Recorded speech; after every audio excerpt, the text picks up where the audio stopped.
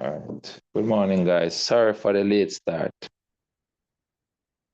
but I'm at work actually, and because of the season, there's a bit more to do than normal.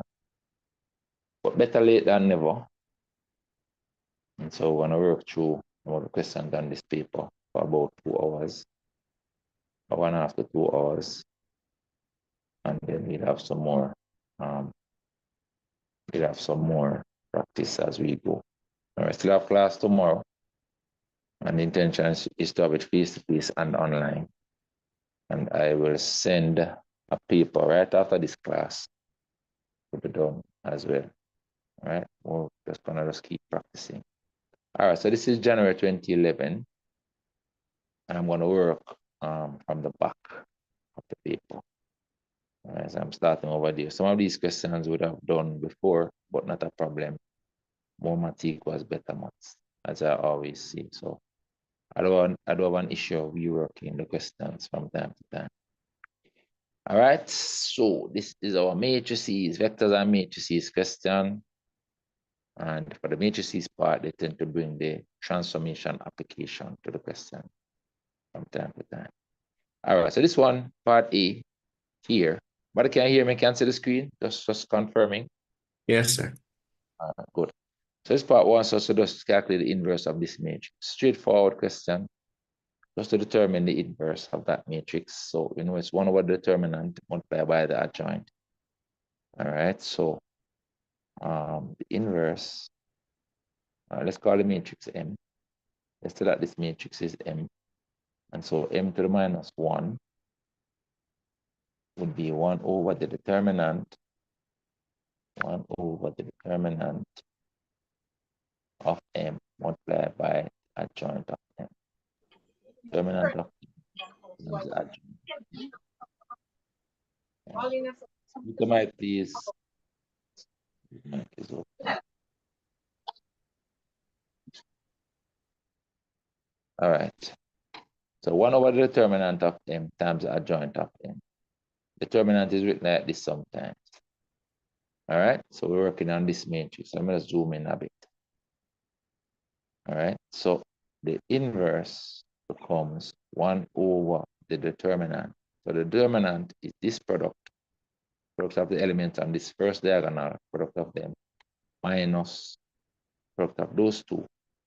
So this product on the first diagonal is 3 times 4 is 12, minus the product of the second two on the second diagonal is 2 times 5 is 10. So the determinant under here is 2. Let's put it in red. The determinant is actually 2 under here, because 12 minus 10 is 2. So we're multiplying that by the adjoint matrix, the adjoint of this M. For the adjoint, we're going to interchange these two elements on the first diagonal. Just interchange them alone. So we're going to switch around these two values.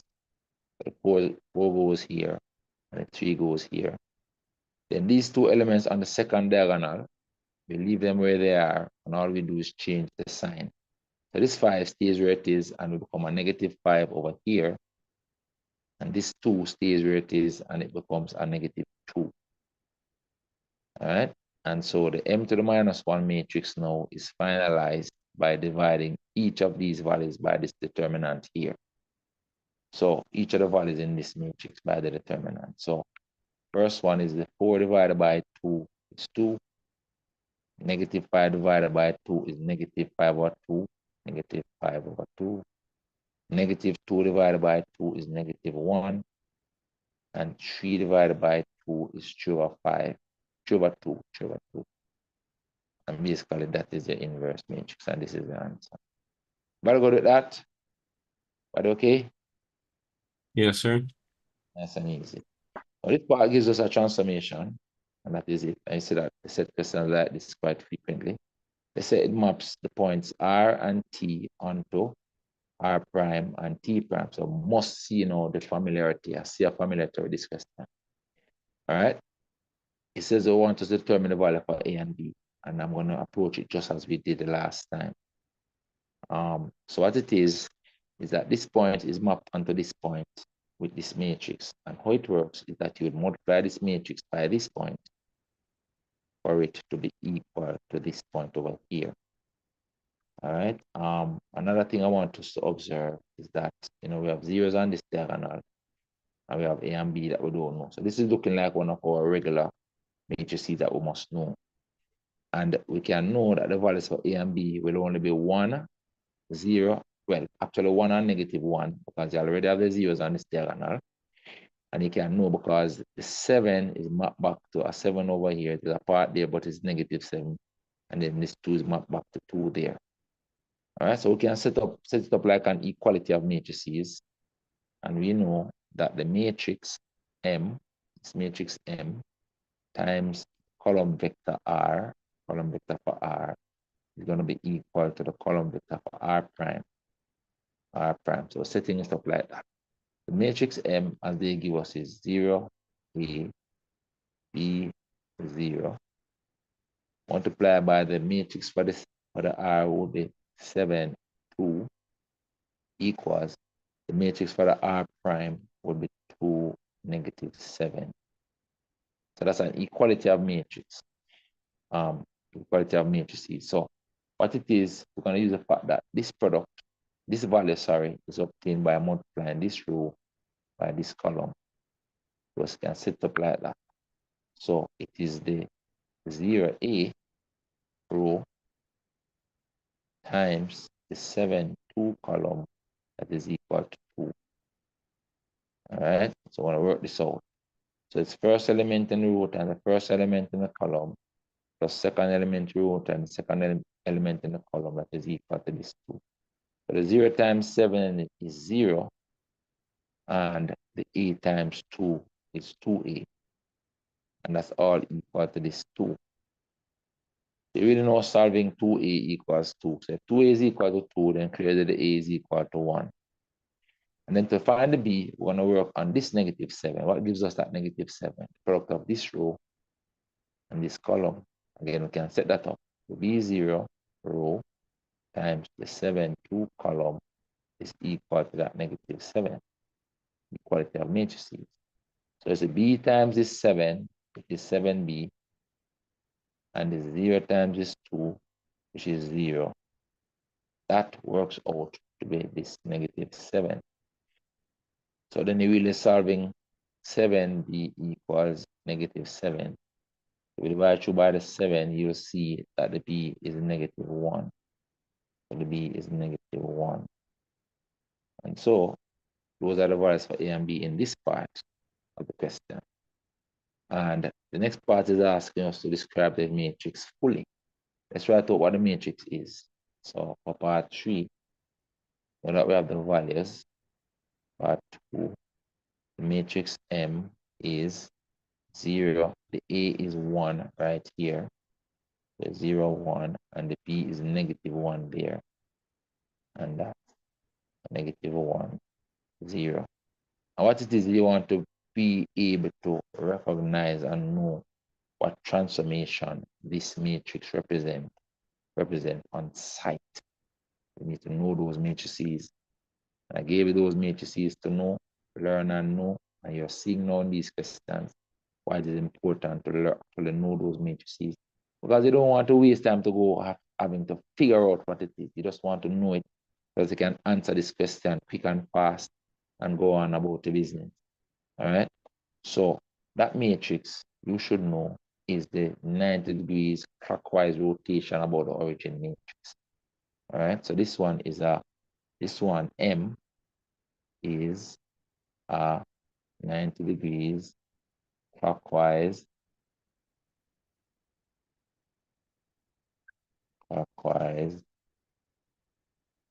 rotation about the origin. Remember, because it is a rotation, it has 3 components. You describe it by giving the name. This is the name of the transformation. And rotation has 3 components. The angle, which is 90 degrees, the direction, which is clockwise, and the center, which is the origin. Center of the rotation is the origin. So you must include those 3 things in the description. The angle, the direction, and the center.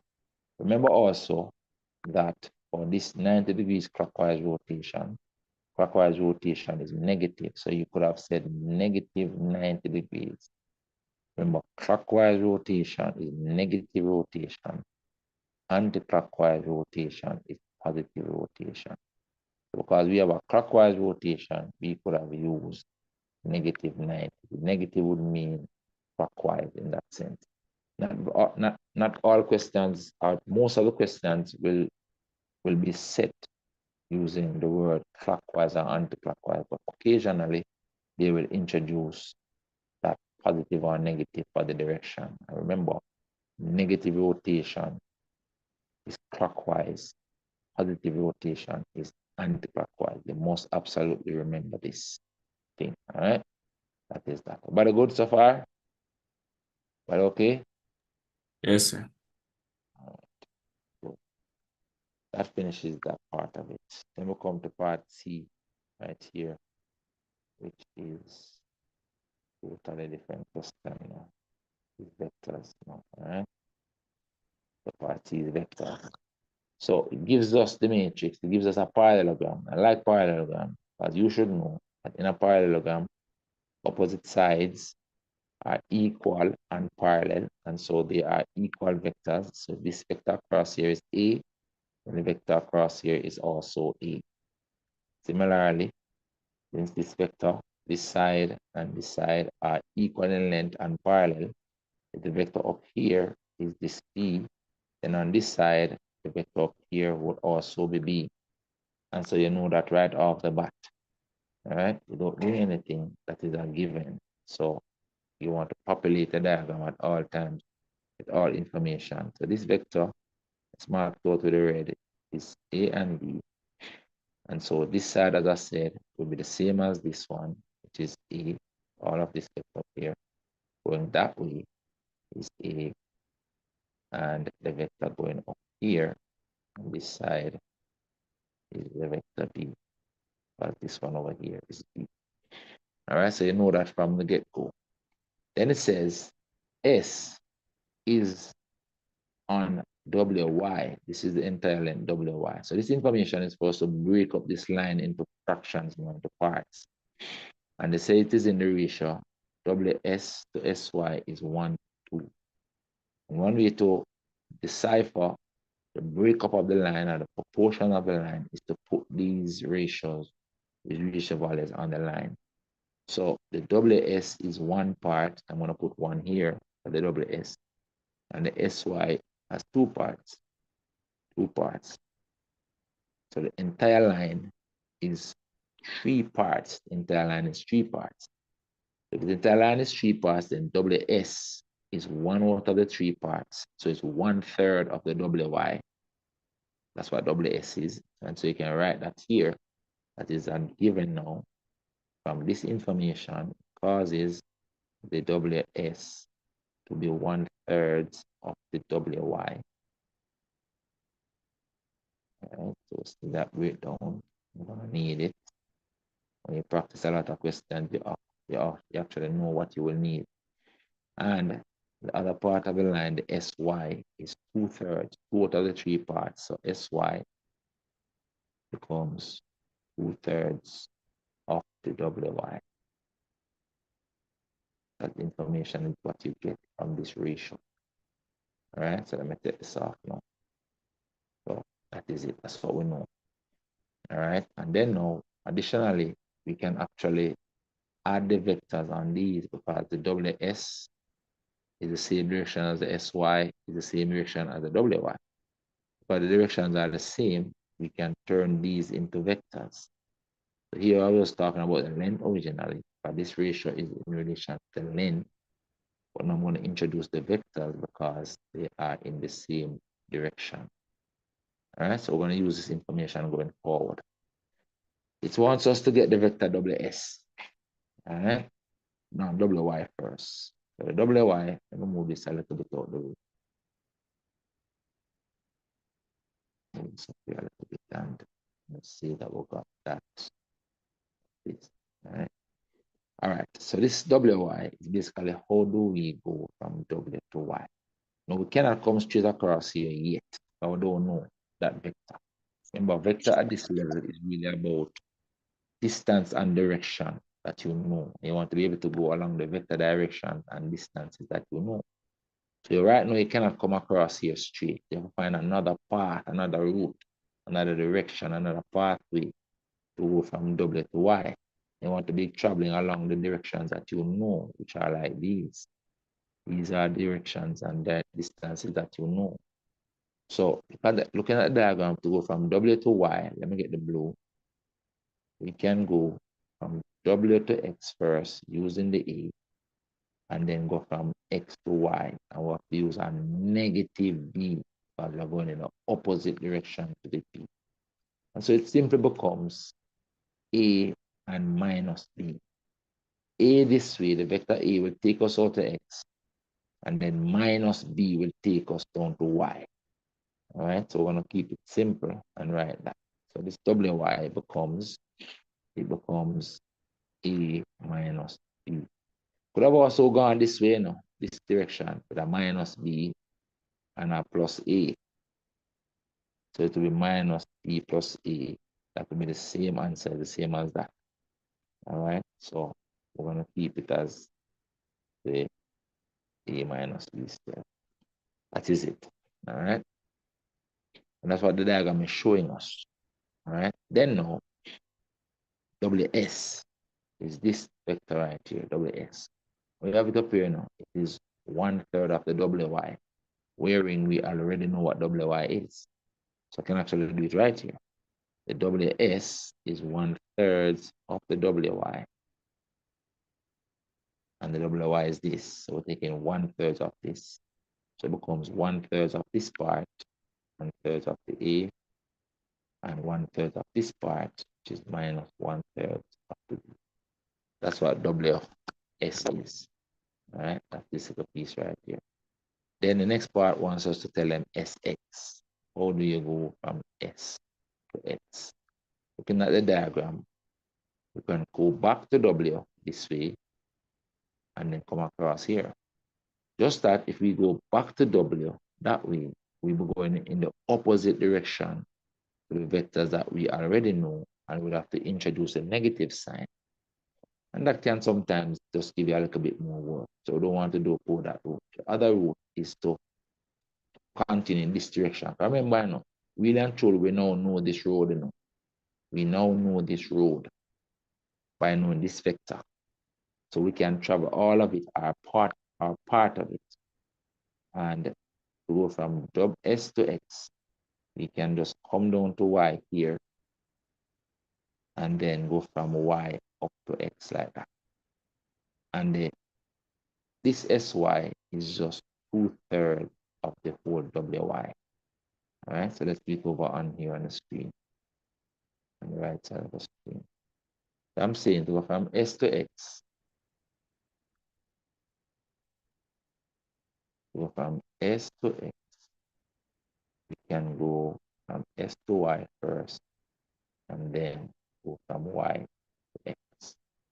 From X to Y first, and then go from Y to X. All right, but this S to Y is 2/3. Is 2/3 of the whole WY.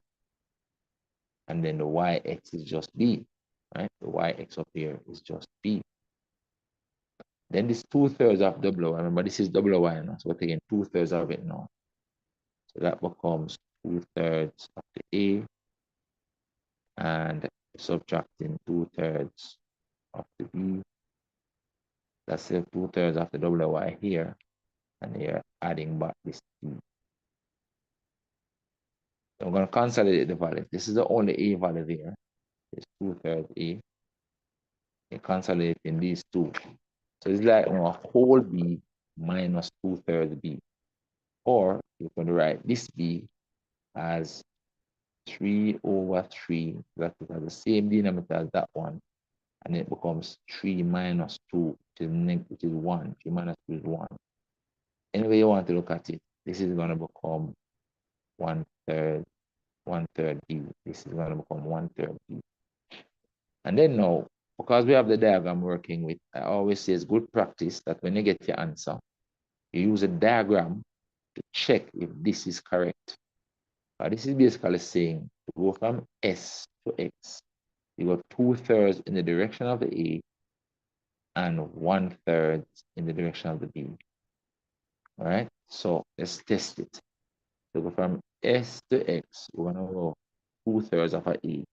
So this will be a whole A across here. We don't want a whole A, we just want 2/3 of a A. So that looks like 2/3 of a A. This is actually 2/3 of a A. We are left off the 1/3 here. All right, so 2/3 of a A, that takes us to this point. Then from this point now, we need to go 1/3 of a B. Now, a whole B will be this. 1/3 of a B. This here looks like 1/3 of a B. So we can accept this answer over here as correct based on what we see on the diagram. All right, so you always want to do that check when you have a diagram. Let's say, for example, let me show you how the check would help. Let's say, for example, you made a mistake right here and you put a negative right here instead. This minus a third B would mean that when you get to here after doing the 2/3 A, instead of going up plus 1/3 B, the minus 1/3 B basically will be sending you this way, minus 1/3 B. You have to go in the opposite direction to the B because of that minus, and see that will be taking you away from X. And you would know that this answer is wrong. You would know that you made a mistake. So that is why it's always good to kind of use a diagram to do that check to see if you're correct. But that is one is correct right now. All right. Very good so far? Yes, Hello? sir. All right. So I finished that part. The last part now tells us that R is the midpoint of VW. So I've introduced another point R. And it's on this point, this line, and it's at the midpoint. Let's insert standard diagram. So to be right around where the B is on this diagram. So I'm just shade out some of this information and insert the R. So let me shade this out. All right. I'm gonna put the midpoint right here and put the point R right there. And then what would happen is that remember the whole thing was a B, and this is the midpoint. So the vector from here to here now is half of the B. This becomes half of the B.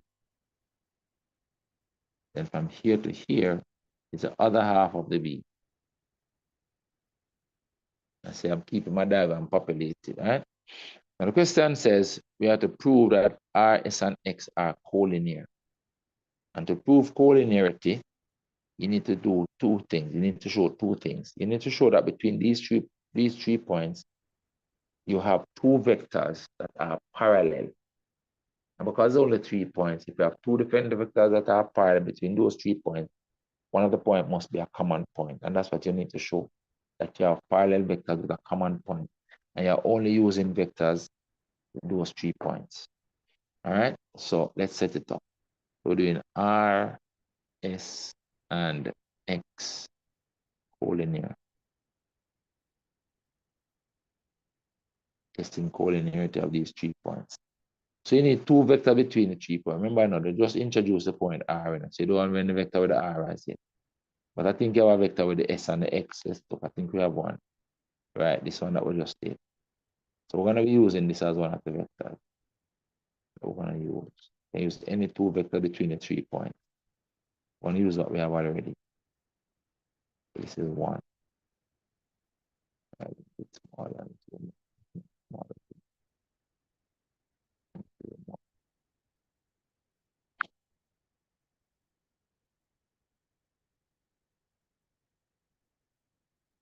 We need another vector. These are what with the R involved now. So look at the diagram over here. It is either we're going to be using RS or we're going to be using RX. RX all the way up here.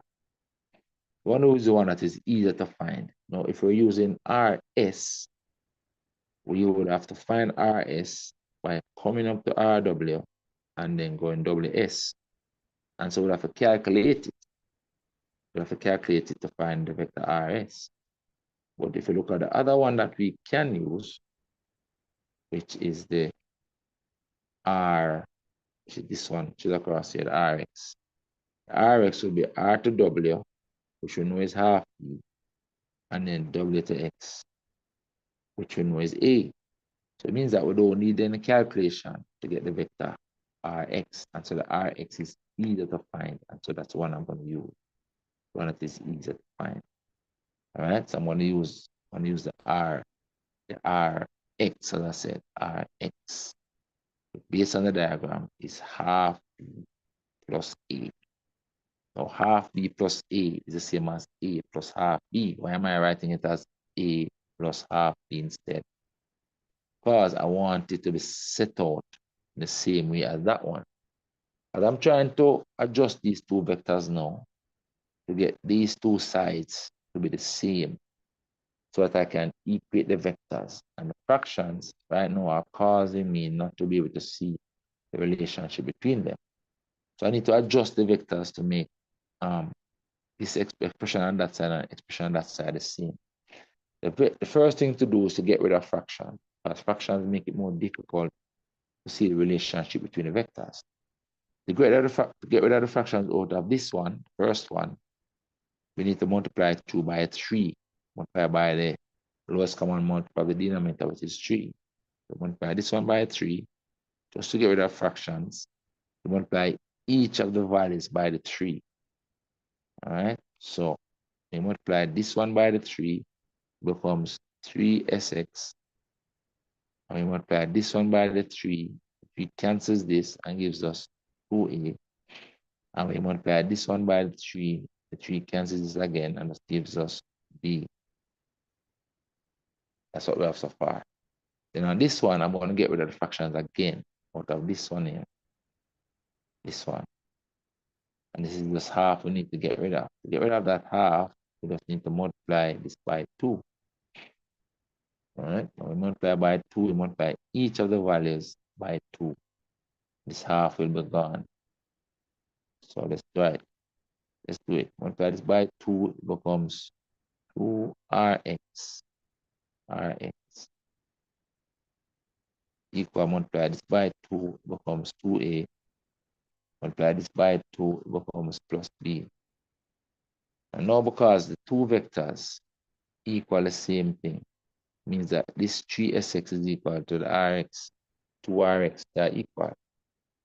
So we are doing the equate line, the equate step.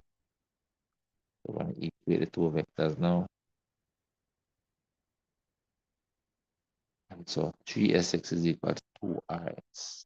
All right. So that means that 3sx is equal to 2rx. I'm going to underline a common point in this case, which is x. And this being equal to 2 times that, one is a multiple of the next. It means that the vectors are parallel. And that's the first thing you must have for collinear points. 1, the vectors are parallel. So Sx is parallel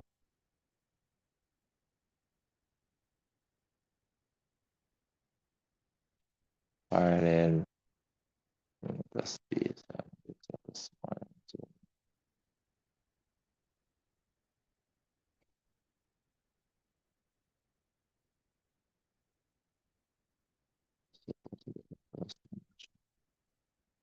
first conclusion. So Sx is parallel to Rx. So the parallel vectors. And then you also have a common point x. You're going to state that as well. 2. X is a common point. And because these two things happened, those two conditions exist here, it means that the points involved are collinear. You're going to say, therefore, Rs and X are collinear. polynomials when they are on the same straight line. They are on a straight line.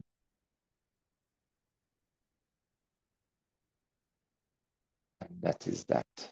You're showing that they are polynomials by getting parallel vectors with a common point. That finishes that question there. But all right? Yes, sir. All right. So those of you who didn't get it right, you need to go and redo it. I saw some solutions, but persons didn't get it. Some persons didn't get it exactly right. Okay, so go and make your corrections and do it now.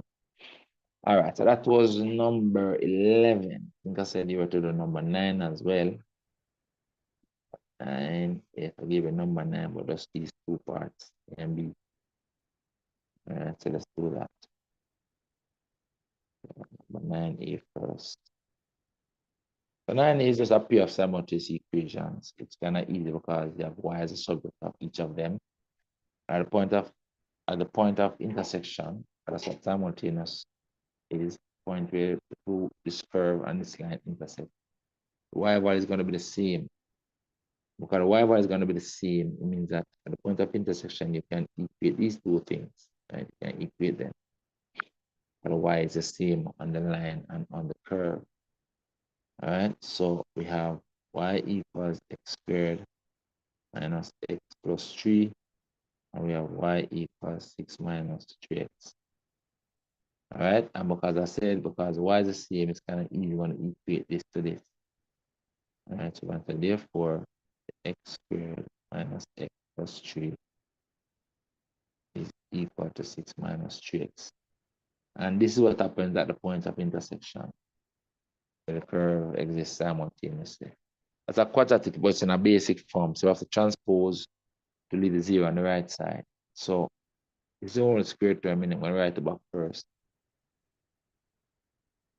Then this minus 3x, comes over and becomes a plus 3x with this minus x, and so they all become 2x plus 2x. Then this 6 comes over here and becomes a negative 6, and the 3 minus 6 is negative 3. That's all equal to 0. Then this is easy to factor back at the n coefficients are prime. You know, the only factors of this x squared is x squared, is x and x. Only factor of this 3 is 1 and 3. This can be factorized quick and fast. X and x are the factors of this. 1 and 3 are the factors of this. This says the signs on the bracket are different. Give the greater product the plus. So we work it out. The far product is greater than the near product. Far product is 3x, near product is 1x. You want the difference between the far and near product to get the middle term. All right. So the difference between 3x and x is 2x. And this term, the larger product has to be positive. The larger one is the far one. Make it positive. I put the plus here, the minus there. So those are my two factors. If this factor equals 0, then the x is equal to 1. If this factor equals 0, then the x is equal to negative 3. When I finish it, these are just the x values. I have to find the corresponding y value by plugging these x values into the line equation where the x is. Find the corresponding y value. So for this one, I can say, and I'm going to plug this into here now, to the line equation here. And y is equal to 6 minus 3 times 1, meaning the y is equal to 3. 1 point is 1, 3. The solution, 1, 3. And the other one is where x equals negative 3. I'll take this negative 3 and plug it in the line equation. So here we're going to get y equals 6 minus 3 times 3. That becomes a, 3 times minus 3. 3 times minus 3. Becomes a positive 9. And 6 is 15. So y equals 15. And so the other solution point is where the x value is negative 3 and the y value is 15. That finishes that question. So those are the 2 points. The line and the curve intersect each other. What do we go with that? Yes, sir. Okay. All right. Next part wants us to complete the square because they're telling us to express this in this format. This format is what we call a vertex form, and we get it by completing the square.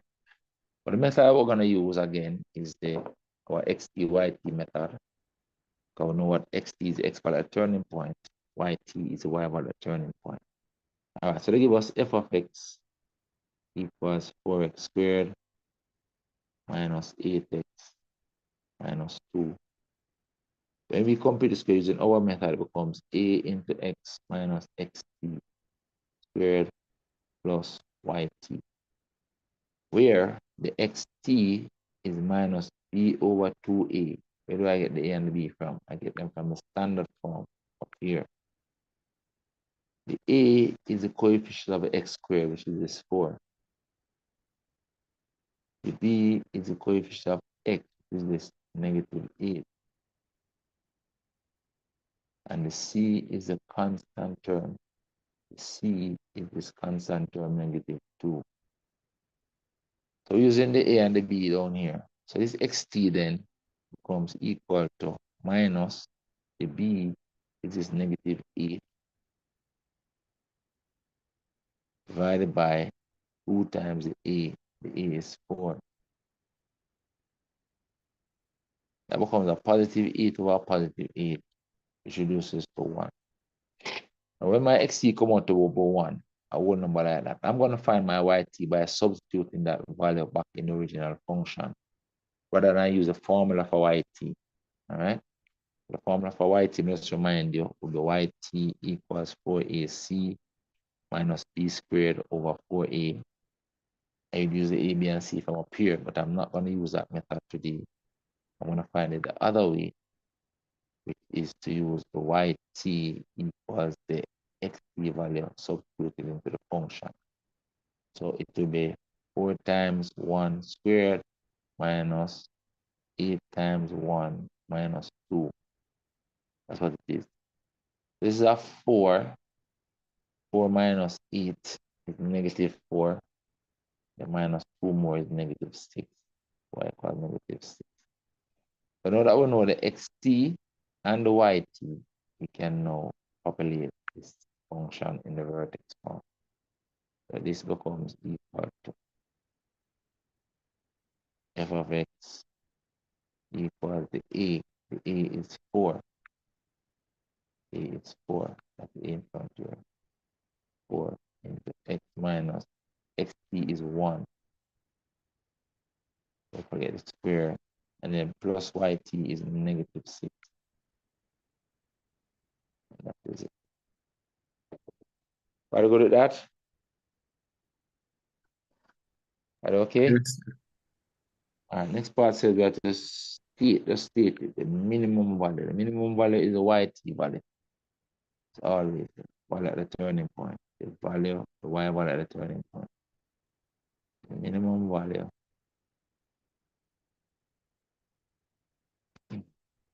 is the yt value, which in this case, what is the yt again? Negative 6.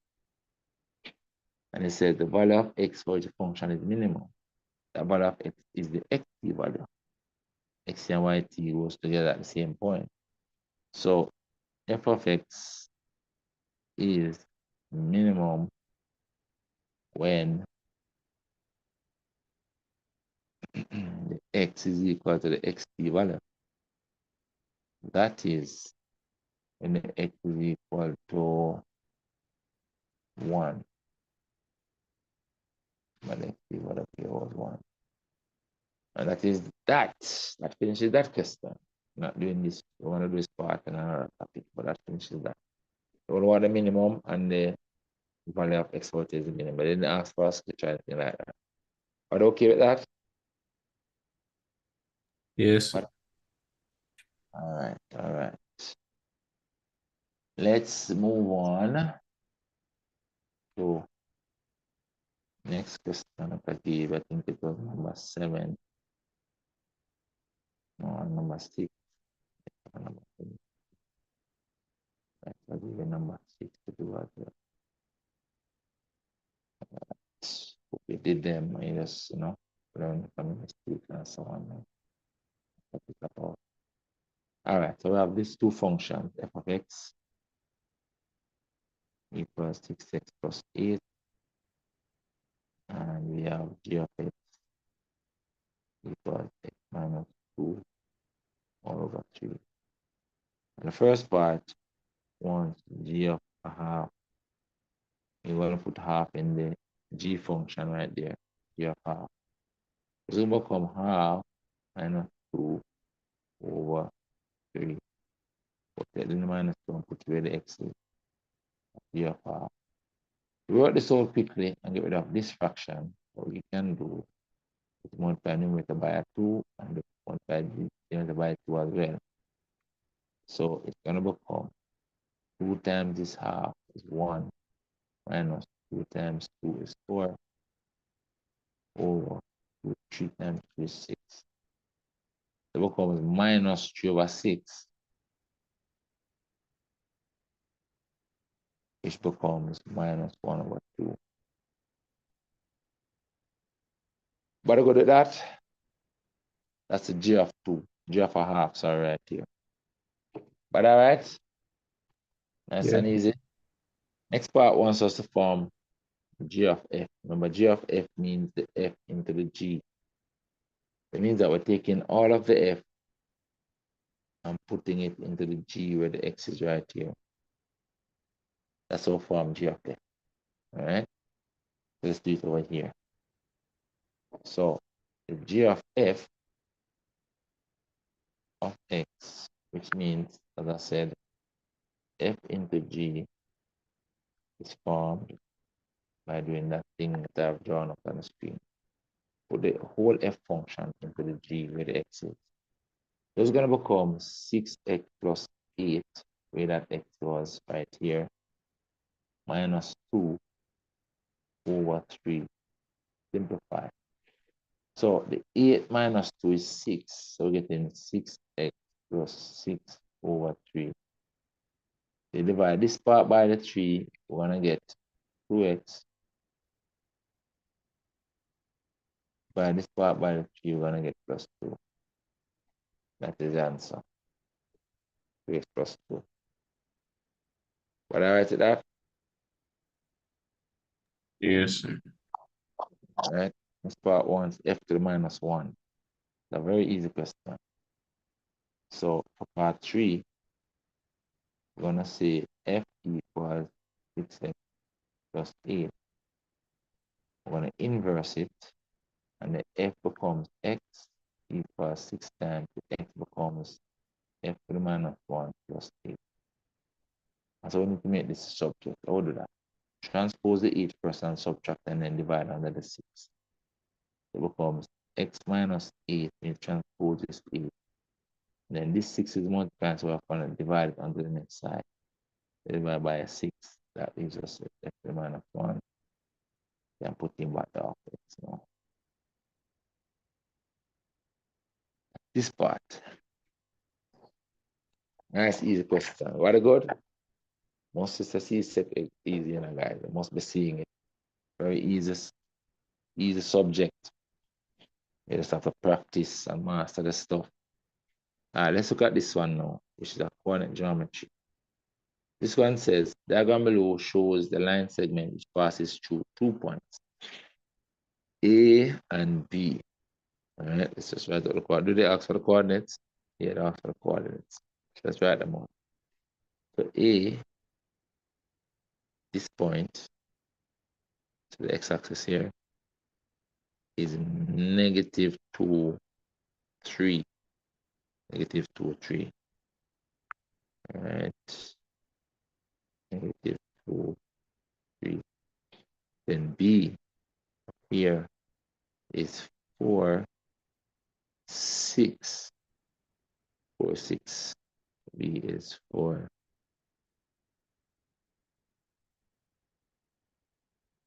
4, 6.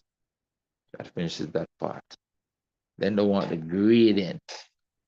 To get the gradient, you can actually count it off and check the scale first. Is 1 unit to 1 centimeter there, and 1 unit to 1 centimeter as well.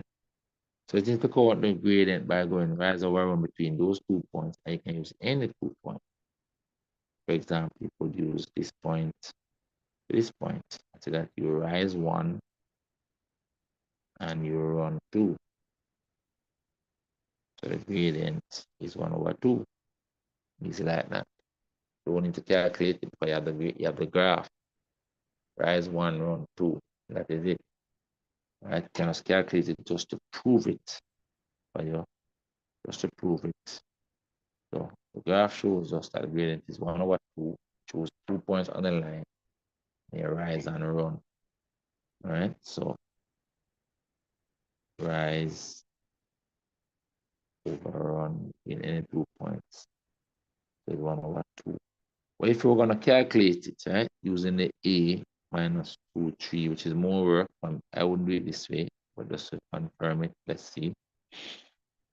Then the gradient would be equal to the difference in y. The rise is the difference in y. The rise is the difference in y. Difference in the y values over the difference in the x values between the 2 points. The direction you go for the difference in y, you must go the same direction for the difference in x. All right, so we're using the b point minus the a point. So it becomes y minus 3, 6 minus 3, which is the difference in y. 6 minus 3 over 4 minus a negative 2. 4 minus negative 2. This reduces to 3 over 6. 5 minus 1 is plus. 3 over 6 is a half. So we're getting the same gradient over here. And this was more work to calculate, but we could just get it on the graph by counting the rise and counting the yourself. I'm in the exam room. I'm going to put this on the paper and write that the gradient equals a half right here. All right. Next part now is asking us for the equation of the line segment. And again, this is easy because you have your gradient M memorized out here. When you have a graph, it's easy, you know. Gradient is equal to a half. Right? And you are looking at the graph on the paper. And so you want to find your C value from the graph. The C value is right here in blue. Right here is where the C value is. The graph crosses the y-axis. Let me put this further over.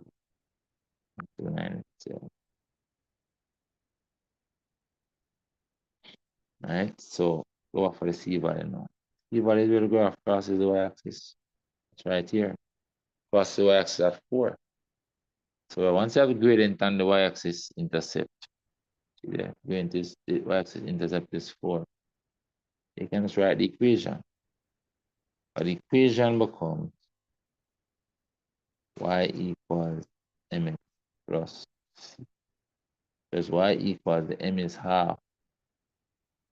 And the plus c is negative is 4. Sorry, plus c is 4 minus c. And that is the answer right there. What to go with that? Nice, easy question. Nice, easy question. But okay. But anything I didn't do, you got wrong, go and do it over again. Okay? Do it over again. Any question I didn't do, any question I got wrong, do it over again, please. All right. More my people get a mark. Number 5 next. Let's go. Number 5. So number 5 gives us this diagram. And they say it's not drawn to scale, meaning that you can't put any instrument on it. You cannot go by how anything looks. It says it shows triangle OMN, which is this small right here, and the image OM prime N prime under an enlargement center O. So from this triangle,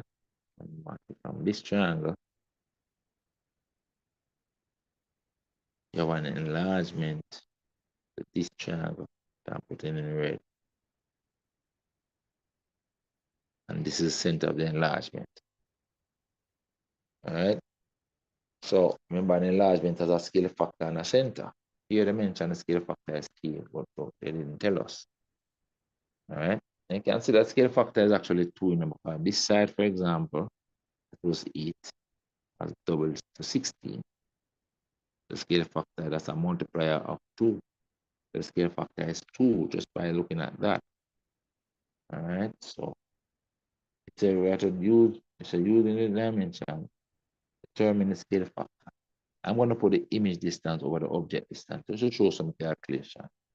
For part 1, I would say the K equals image length of image Li over length of object. Remember, Li is K times Lo. So if you know the Li and the Lo, you can find the K by dividing them. So the length of the image is 16 over length of the object is 8.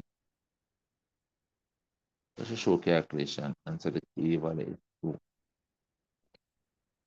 All right. Next part now says calculate the length of OM. That's this side. Looking on this triangle now. The right angle triangle to the right hand here. So this is an hypotenuse. But you must know the Pythagorean triple 6, 8, 10. Remember, it's a 3, 4, 5 triangle. That is now double to 6, 8, 10. It's always good to know these things, right? So length is 10. At least you know the length is 10, but still you can maybe show some work. Okay, I'm going to work in this triangle now. Use Pythagoras theorem. In this triangle, use Pythagoras theorem. What it is that the OM is going to become equal to the square root of the 6 squared plus the 8 squared. Using Pythagoras theorem, 6 squared plus 8 squared. And that's going to work out with 10 units, right? Or centimeters. We're working in centimeters. That is. So far, so good? Very good? Yes, sir. And then I want the length of OM prime. Remember now, no, this is 10, you know. I know they're asking us for this length out here. This is the enlarged length of this now. That is 2 times 10. Because you have a scale factor of 2. So this becomes 20. I would say for this calculation, I'm going to put 2 times 10, which is equal to 20 centimeters. What good at that? Nice and easy. Yes, sir. Good. Scale factor times the original distance equals the image distance. That finished. Then we'll come to this triangle. Now this question with this triangle. It says, the diagram below, not drawn to scale, shows triangle PQR, which represents section of a roof. It says QS is perpendicular to PRF. This is perpendicular to this. And that is why they have this 90-degree right here. All right, so that's a right angle triangle, and that's a right angle triangle. Remember, once you're working in a right angle triangle, you can use Pythagoras theorem, you can use SOHCAHTOA. All right, let's go. Question says, using your dimensions shown in the diagram, right? Use dimensions. Calculate the 3 significant figures, the length of QS. That's up here, QS. So this triangle has the most information. There's an angle and a length. And they want us to find this side over here. So that side is the opposite to this 15 degrees. And this is our hypotenuse. Opposite and hypotenuse are connected with the trig, with the sine trig ratio. Sine trig ratio. I'm going to tell the examiner, in that triangle PQS, in this triangle PQS, I'm going to use sine. Sine of 15 degrees equal the QS that we want over the hypotenuse of 12.6. Get the 12.6 and multiply it up here. We're going to get 12.6 sine of 15 degrees equals QS. Then no matter of working this out with the calculator now. So you can say therefore QS equals, let's work it out. 12.6 sine 15. Here it is. Where are you? All right. So right now the calculator is in RAD, radians. You can see the RAD in that line. We don't want it in radians. want it in degrees. So let's change it to degrees. There it is now. You can see the DET up there now on the calculator. And so you can do the calculation now, right? It is 12.6 times the sine of 15 degrees. That's what we're doing. So it's 12.6 times the sine 15 degrees. And it has three significant figures. So it's 3.26 to three significant figures. This works out to be 3.26, and it is in meters. All these dimensions are meters. That is it. But I got it that. But okay. Yes, sir. And every time you're doing work and you calculate something, you put on the diagram. So now we know that this is 3.26 meters at this height. And so we can work in this triangle now. Because in a right angle triangle, once you know two sides is good, you can find everything else. Anything else you want, you can find. We want the measure of angle RQS. Angle RQS. Is all of this angle I want, you know. R to Q to S. All of that angle. RQS. All right, let's look at it. Find that angle. Multiple ways to do it. There are multiple ways to do it. You can find this angle down here so first. All right. And then now work in this big triangle. And then the angle up here that we want would be 180 degrees minus these two. That might be the easier way to do it.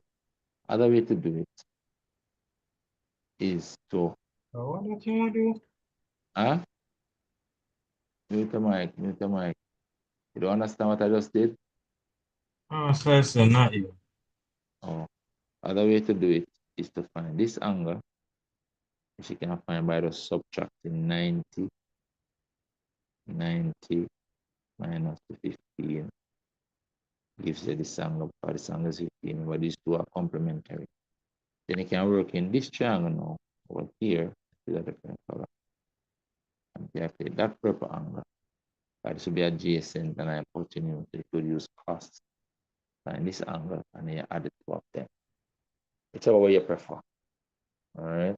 And then we want the area of PQ. All right. So since I want the area of triangle afterwards, it doesn't matter which method you use. I'm going to use this angle up here anyway. So it don't matter which method we use. Now, as I told in class, that's one of the beauties about traits. Multiple ways to do the question. All right. Let's say I'm going to use this method that I have on the screen here. I'm going to find this side first. This is pretty obvious. Is what 75.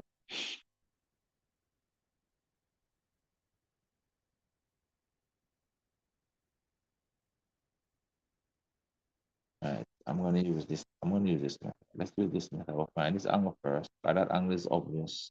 90 minus this one. This half of it.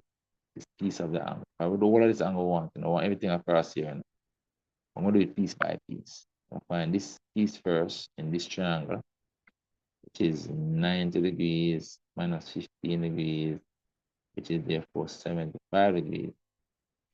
And then I'm going to use a purple over here and find this angle.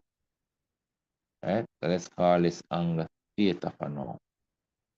We're going to be working in this purple triangle now. I'm going to use cos, but this is adjacent to the theta and that's hypotenuse. So you would say in purple that the cos of theta is adjacent 3.26 over the hypotenuse of 8.4. So theta becomes cos minus 1 of 3.26 over 8.4 equals.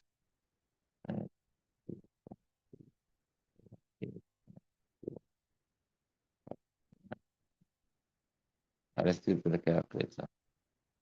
What angle we get? So we're in cos minus 1. Yeah, you cos minus 1 of a fraction 3.26 over 8.4. 76.2. This is three significant figures enough.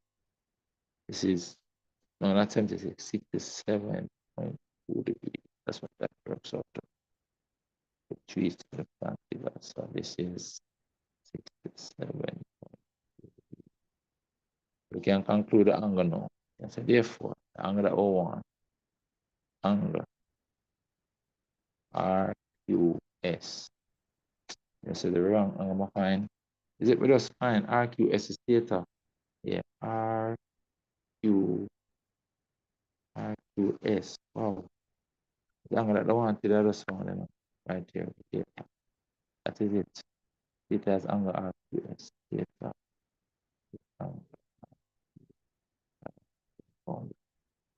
I thought it was RQ. You want it? No problem. So this is the answer right here. RQS. All right. That's the answer. And then the next part now, down here, wants us to find the area of the triangle PQR. Now we're talking. We want the entire area now. Area of everything. Let me take these out. Right? We now know this angle. We now know this angle, right? So this is the part that we want to do. A nice big bit. We want to find the area of this big triangle now. So in that big triangle, you know these two sides, you know those two sides. But we can also know the angle between here. The sum of the 75 and the theta. The angle between them.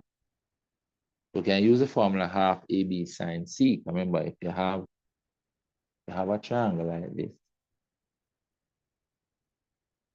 this side is A, this side is B, this angle up here is C, capital C. Then the area becomes half the product of the two sides and the sine of an angle between them. So we can use that method to do it. In that case, the A will be 12.6. The B will be 8.4. And the angle C would be the 75 degrees plus the theta. I'll put the theta again. Theta was over here. Theta here was 67.2 degrees. Right, so adding 25 and 67.2 degrees. Angle C equals adding up those two. But I understand what's happening there? Making sure. Yes. Yes, Good. sir. Using that method, right? Where we use two sides and angle between to do it. Some people do go and calculate area on this chart. Some people might go and find the whole of the length here, so but it's more work. And then do half base times height is more work. You have enough information there to find the area already. You don't have to work out anything else. Just use the numbers that you have there. But you have to know this formula for the upper triangle to do that and recognize that you have those dimensions. Right? So the 75 and the 67.2 would be 142.2 degrees. So those are what you're going to be using. This is the A, that's the B, and that's the angle C. So the area of that triangle, area, will be half the A, 12.6, the B, 8.4, and the sine of the 142.2. That's going to give you the area, and it's going to be in meters squared. The dimensions are meters. Let's do it. So it's a half times 12.6 times the 8.4 times the sine and the sine. So the angle again, the angle is 142.1. That's in degrees. So the area comes out to be 32.4 meters squared. 32.4 meters squared. It comes out to be 30 meters squared. That is the easiest way to do it. All right. So I'm doing other ways, but based on what the information that we have, that's the easiest way. I'm going to right there now, based on what the information that we have. But all right with that? Yes, sir. Okay, okay. Yeah, that finishes that question. Number 5. Did I give you number 4? Yep. I would have given you number 4 as well. More math equals better maths. So let's go. All right, the first part wants us to solve 5 minus 2x less than 9. I like to say it's a simple inequality. They must solving 5 minus 2x equals 9. We're trying to make the x the subject. The only difference with this one is that if there comes a point, we have to multiply or divide by a negative number. You have to remember to reverse the inequality sign. That's the only thing difference between these two. So the same steps you do to make x a subject, you're doing over here. All right, so let's go. So we're trying to make this x a subject. So we're transposing everything away from the x. First thing we do is take this 5 and bring it over here. Same as subtracting 5. That will be the first step. Subtract 5. The sign stays the same because we did not multiply or divide. We're going to end up with minus 2x less than 4. As I subtract 5 from this side, it becomes 4. Subtract the 5 from this side, it goes. Then to leave x as a subject, I need to divide by this negative 2. But I have to remember to reverse the sign. I'm going to divide by negative 2, divide with a negative number, and so I have to reverse that less than sign for the inequality to remain true. When I divide this side by negative 2, it becomes x. Sign is reversed to greater than, divide this by negative 2, it becomes negative 2. That is your solution right there. All right, that finishes that part here. The next part says if x is an integer, determine the smallest value that satisfies the inequality. So if x is greater than negative 2, right? If we're showing it on a number line, 0, 1, 2, 3, 4, and so on, minus 1, minus 2, minus 3. Critical value is negative 2, so you put a circle in the negative 2, where you leave it unshaded because there's no equal on the inequality. If the equal was there, then you would shade it like that. Because the equal is not there, you leave it unshaded, which is to say that negative 2 is not included. It is just the boundary value. And you want the arrow pointing to the right because you want values greater than the negative 2. So your inequality on the number line would be this, x greater than negative 2. And if you were listing the values because they are integers, if they are integers now, integers mean you're taking the whole number of values. They are integers. But if they are not integers, then it means that the half values, the values in between, will also be valid. Okay, you're taking integers now. Integers x would be, first will be negative 1. You can't include negative 2. Negative 1, 0, 1, 2, 3, and so on. Smallest one is this. Smallest integer is negative 1. So smallest integer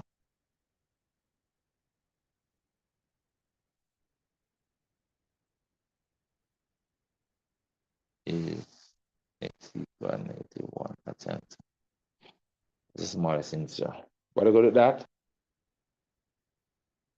Are you okay? Yes, sir. All right. I know I don't really do this, but the circle, I'm going to do it still now. I don't do that application, but I want circle and measure still, but I'm going to do it still. So pi is 22 over 7. It says a piece of wire is bent to form a square area 121. It's a square, so the four sides are equal. So in part 1, that square will have 4 equal sides. All right. Let's call each side x, just for now. This side will be x, x, x, x. But the area is 121 squared. 121 centimeters squared is the area. What will be the area in terms of x? What will be x times x, which is x squared. So part A, find the length of one side when you use information that the area is x squared equal to 121. Then the x will be the square root of the 121, which then becomes 11. All right, and that is the length of one side. And this is the answer. I'm gonna put x is 11 centimeters. Put the unit on. It's an answer for the length that will give the unit of measure. That is the answer right there. Right here, it's 11. Next part wants a perimeter. Perimeter is just 4 times the 11, right? Part B is easy. Perimeter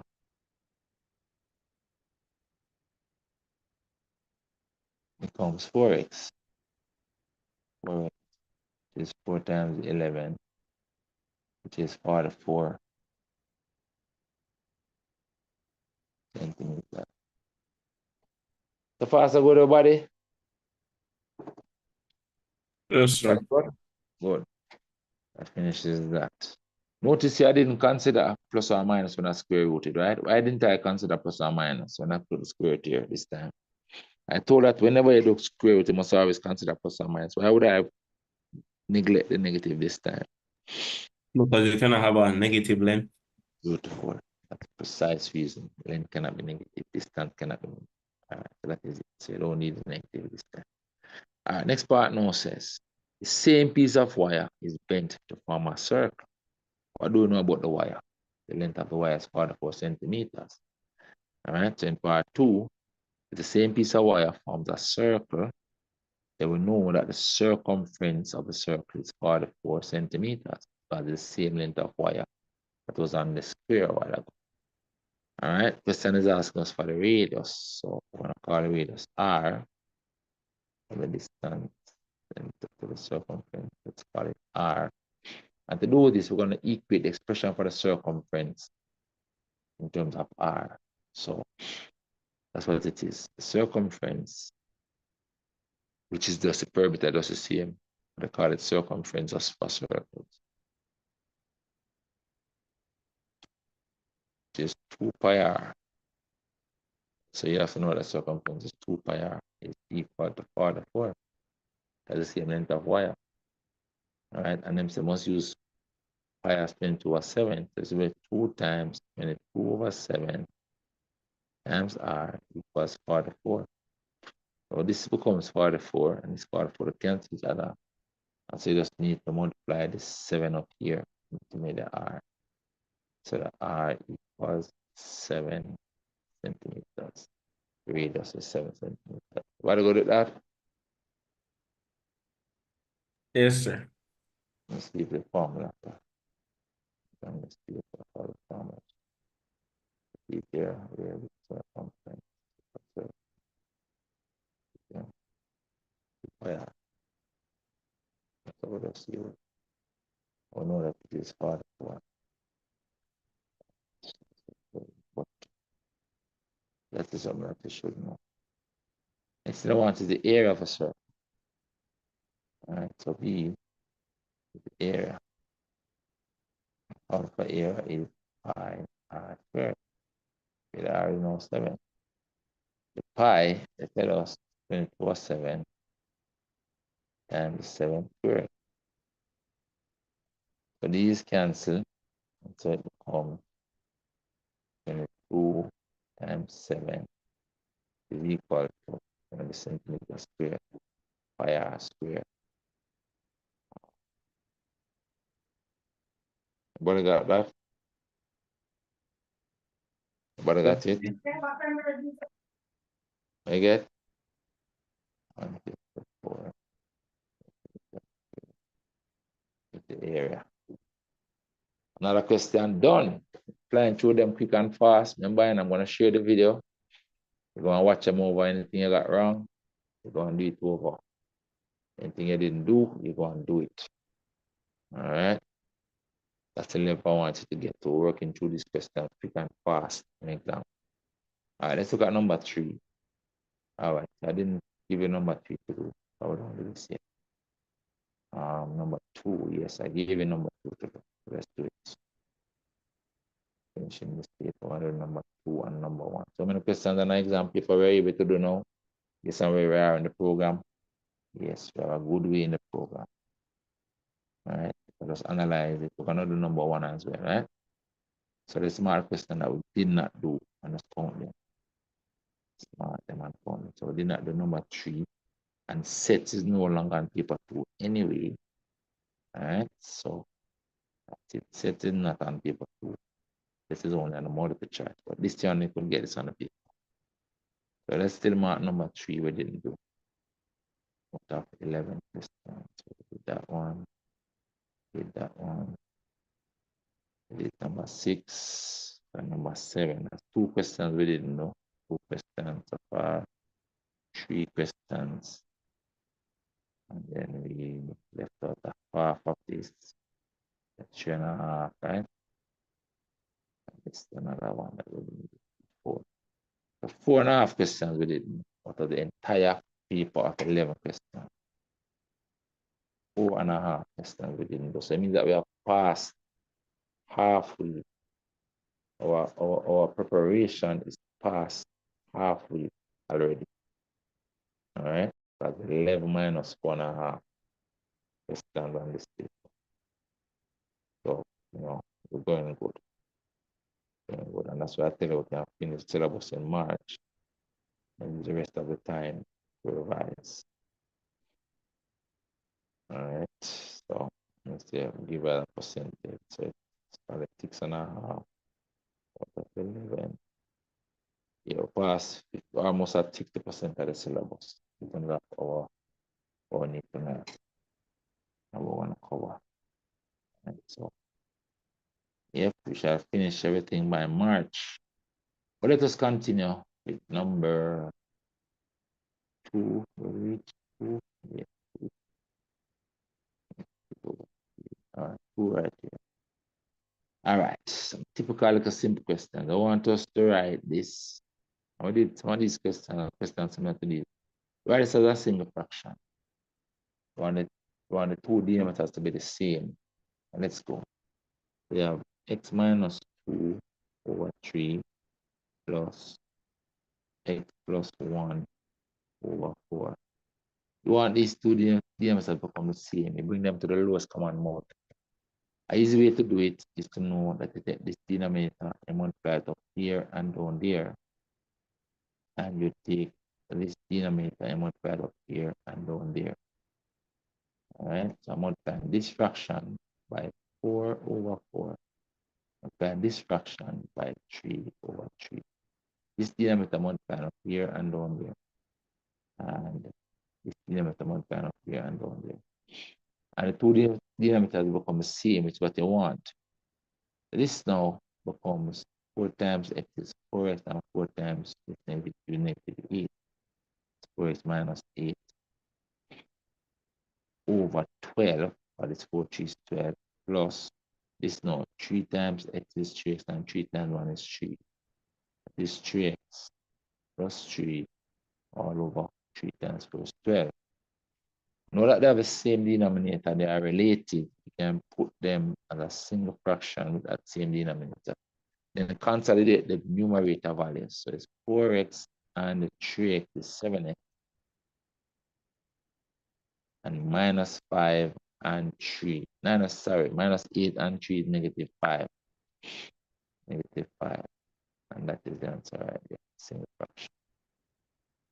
All right, to that? Yes, sir. All right, so that one done. Then we'll come to this binary operation. Tells us that star means that these 2 numbers, this 1 upon it, you add them first and then square the result.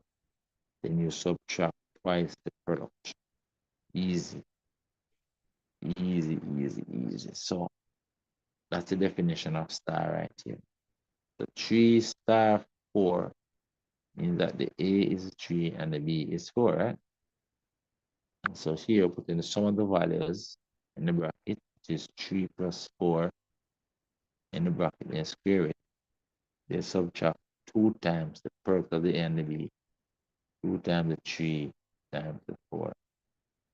That's what we're working out. Now this is 7 squared, that's 49, minus. This becomes 2 times 3 is 6, 6 squared is 24. From 24. Then 49 minus 24 is 25. And that is the answer right there, 25. Nice and easy question. Understand that? Everybody okay? Very good? Hello? Yes, sir. Yes, sir. All right, Yes, sir. beautiful. Then we have part C to do now. So we have this to factorize first. Common factor factorization, that is x, y cubed plus x squared, y. And I factorize it by taking out the common factor first. In terms of the x's, the highest common factor is a x. So factorizing the x. In terms of the y, common factor again is a y. The factor note this out of these two terms. So out of this one, you're gonna have a y squared left. But the x gone out here. And one of the y in these three y's gone out there. And from this x squared, one x gone out there, so the x left back. And this y is already out here. And so that is, and this can factorize in the further, so that is the answer for the first part. Second part gives us this as a factorization by grouping, factorization by parts.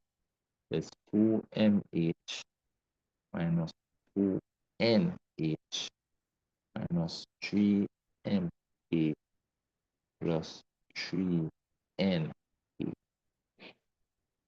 So you do this, you look at the first two terms and see what the common factor would be. Common factor would be 2h. 2h, 2h. So you have a m and an n following each other inside the bracket in that order. So you check these two now to see if they're in that same order. Yes, they are, the m and the n. They are in that same order. And so the values are in a friendly order. So go to that friendly order. We can proceed. So the highest common factor in these two terms right now is 2h. And you're getting m minus n in the bracket. These two, you want m minus n as a common factor in the bracket as well.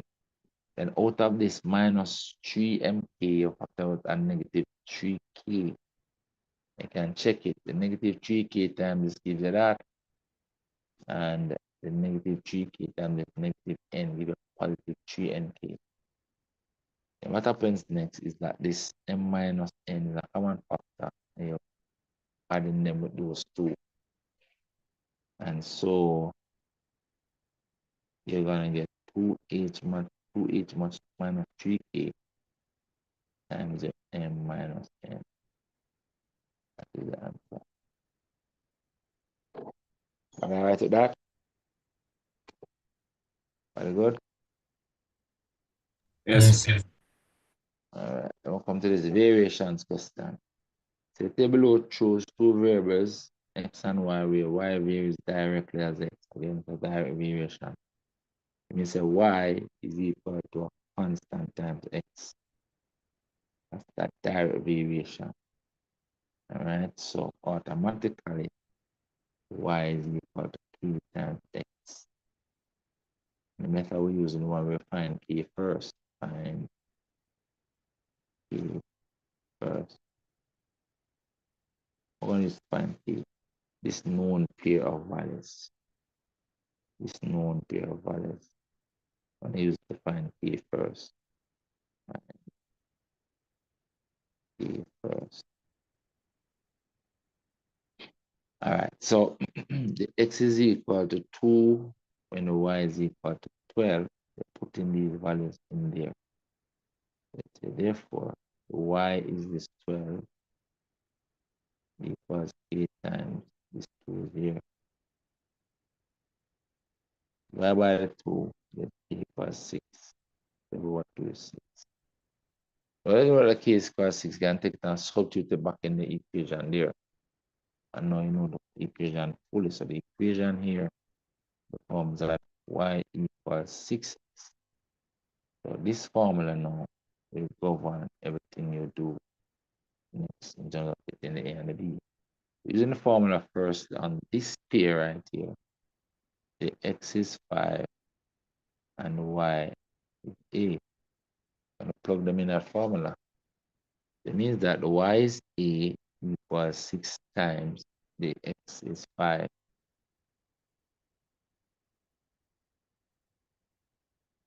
That is 30. The A is equal to 30. And then for the other pair here, the X is B and the Y is 48. Put them in there. You can say, in that case, the Y is 48. 48 is equal to 6 times the X is now B. And so I'm going to divide by the 6 to get the B. So the B equals 48 over 6. B equals 2. That's the A and the B. Are you okay with that? Yes, sir. Yes, sir. Done, done. All right. So number one now. Number one now.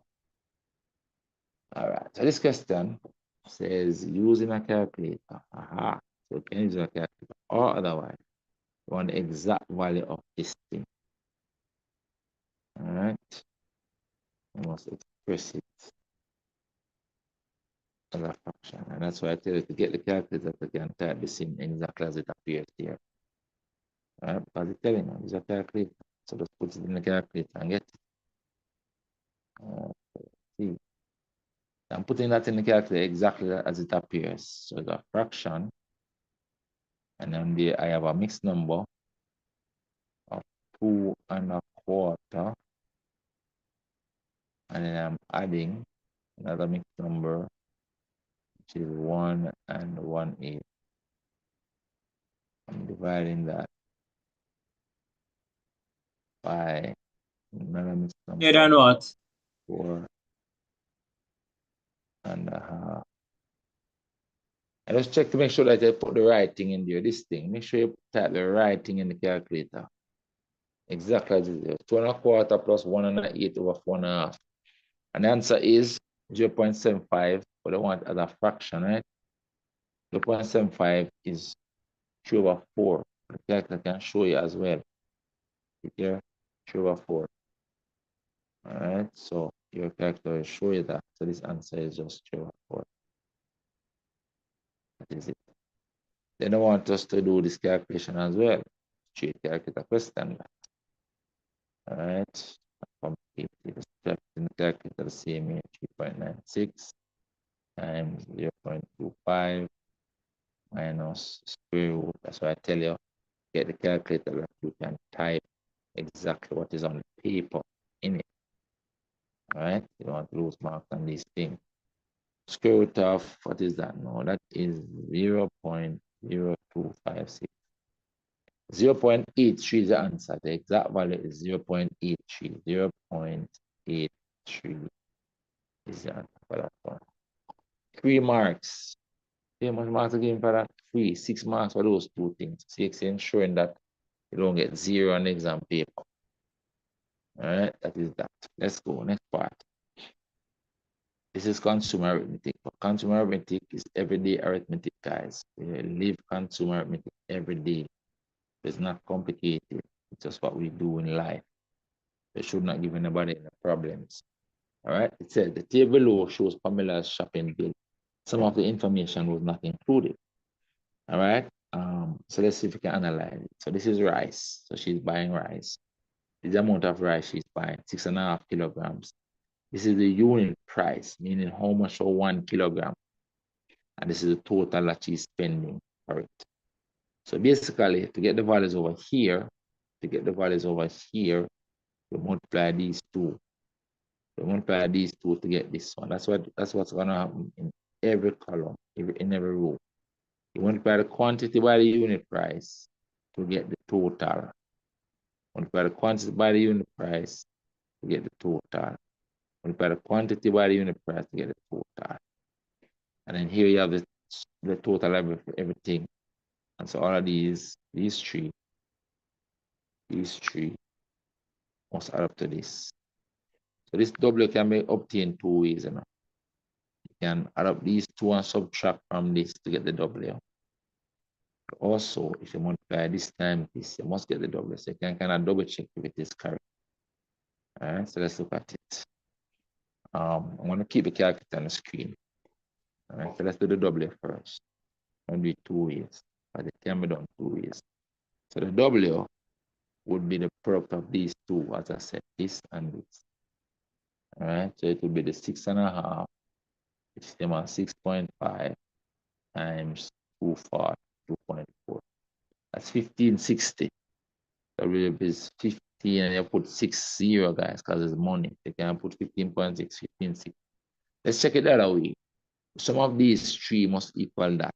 So what we can do is take this figure and subtract those two and see if we get it that way, right? So let's try that way. So the 82.5 minus the 52.8 and minus the 14.1. Good, we get the 15.6. So the W is correct. That's great. So good to go. But all right, so far, but good with that. Yes. Good. All right. Then now we're doing this line now. This line next. Now this line goes now that the 4 times x is equal to the 52.8. Let's set it up. 4x is equal to 52.80. So to find the x, we need to divide by the 52.80. So this then tells us that the x is equal to 52.80 over 4, and we're working that out. Let's go. Fraction 2.8 divided by 4. 13.2. So it's 13.2 back. Let's check those numbers. Let's say right. 52.8 divided by 4. So it's $13.20. Oh, this is the money. No, sorry, this is money. Money. So it's money, right? It's unit price. So it's 13.20. So the x is 13.20. 13.20. So put the 0 as money. That is that. So far so good, guys. So far so good. Yes, sir. All right, and then the y now. It is the y times 2.35, that is equal to the 1410, right? So see here now, the y times 2.35 equals 14.10. That implies that the y is going to be 14 divided by that, right? 14.10 divided by 2.35. Let's work that out. And this is no quantity. So we can get a whole number for that. Again, fraction 14.1 equals 14.10 over 2.35. We're going to get 6. Otherwise, we got to 6. But I to that. Yes, sir. Good. Then we need the z now. Remember, the z is a percentage, So a percentage of this value is equal to that value. Work out what that percentage is. That's how it works. All right. So that one now we have to work it through. Let's do it. Let's do it. Let's do it here. I just want to keep the calculation on the screen. Let's do it right here. Working this line now. As I was saying, the tax, the VAT is what we call the value added tax, similar to the GCT that we do in Jamaica. I think value added tax, what they're doing like in Trinidad, right? But that's a tax, value added tax. And this is the tax amount. So the tax is Z percent, the over 100 times the original amount of 8250 is equal to 9.90. That's how you set it up. And trying to find out what that is. You can transpose to make this Z the subject now. So Z%, Z is the percentage of this amount total is now equal to that. So to calculate the Z, is transpose. I take this 100 and multiply it up here and get 9.90 times 100. And I take this and divide it under. So leave this here as a subject, 82.50. Work that out and you have the Z. Nice and easy. 9.90 times 100. Oh, I need that over, not fraction. Fraction. All right, let's clear it. That fraction. Right. So 9.90 times 100 over 82.5. 12%. So the Z equals 12. 12% tax. So the Z is 12. That is it. We have found W, X, Y, and Z question done. Paper done. Very good? Yes, sir. All right. So remember what I tell you now. Any question you didn't do, you need to go and do it. I'm going to send the video in the group. Any question you got wrong, you need to redo it. That's how this thing goes. You learn from your mistakes. You make a mistake, you redo the question, learn from your mistake. The video is there to help you, to assist you, to maximize on all the tools that we have available for this thing. Put in the work, we want the result. We want the result in the new year. One with straight A's is the only result that is satisfying. One with straight A profile. You continue to put in the work, you will definitely get the result. Part of putting in the work, or part of the way that you put in the work, is that when you do the questions and discover that you made a mistake, you redo the entire question, not just correct the mistake, redo the entire question. I explained that in class one day.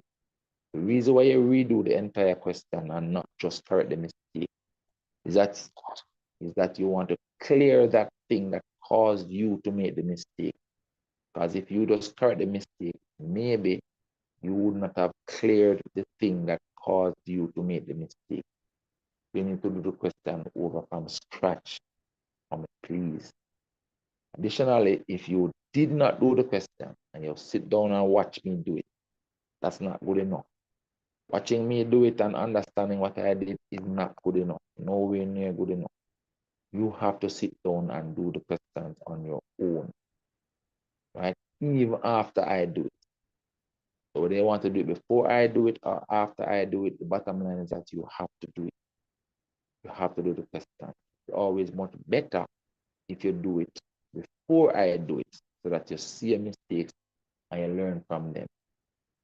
But even doing it after I do it is better than not doing it at all. It's absolutely devastating to not do the questions at all. You must do the question. All right, so I'm going to leave you with that. So I'm going to send another paper to the group later, and we might just focus on that paper in class tomorrow. All right, I'm kind of thinking twice about having the face-to-face tomorrow. I'm thinking that might just do online for everybody tomorrow. But if anything, I'll send it in the group later. Hope it will reach everybody. But I'll decide and send it. I really don't like the online guy. I don't like it. I know that a lot of you don't give your undivided attention when I'm online. But I will let you know sometime later. But I'm gonna send a paper for you to do shortly, so you can keep practicing, keep revising. We're not going to waste time during this break and forget everything that we know and that we have learned. The revision period can solidify all that we have done since September. All right, that is it for today. See you all in the next class. All right, bye everybody. Bye, sir. All right, cool. Yes, sir. Bye bye. Bye bye.